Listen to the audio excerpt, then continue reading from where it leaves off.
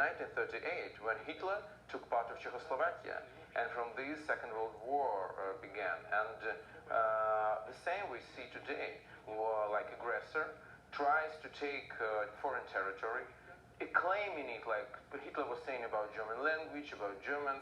He's saying about Catherine II, about some Novorussia and Donbass. What is it? He's saying this is a self-determination of peoples and nations. Like of Kherson, I mean, what are the nations there? What is a specific nation? He can say about, I don't know, in Paddington, nations of Paddington, they have the right to self-determination, maybe beer from Paddington, I don't know. So it's so strange, but it's so, certainly it's dangerous, because this person, he tries to cover his military failures, and right now, in this moment, Ukrainian army has liberated very important strategic town of Liman in Donbass. And it's circled there. Which is not too far away from Kharkiv. Which is not far away from Kharkiv, but it's part already of the Donetsk region, and it is strategically located, because this is the path to Lugansk region and to Donetsk region.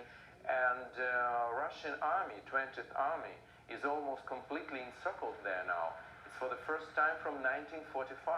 At last, that was the last moment when Russian Soviet army, like army, wasn't like a unit, was encircled by German forces during counteroffensive. And now, again, they're encircled. And at this time, he's making this show in Kremlin, in style of his propaganda, and making his insane historical speech about bad West. But so many thousands of lives lost already, more presumably to come as well. He is now asking for talks, isn't he? Now, isn't that something that Ukraine and the West should now be engaged in to end the bloodshed? Talks about what? That is, we are ready to talk about Russian forces retreating from there, but he's saying that it's our citizens forever. By the way, I want to remind you that these Russian citizens forever, they are under genocide there. They're killed, raped, robbed. I mean, this is like almost normal for them. But how can we leave hundreds of thousands of people under genocide? And it's not political expression, what I'm telling. It's juridical one, because according to United Nations Convention of Genocide, there are 5 criteria.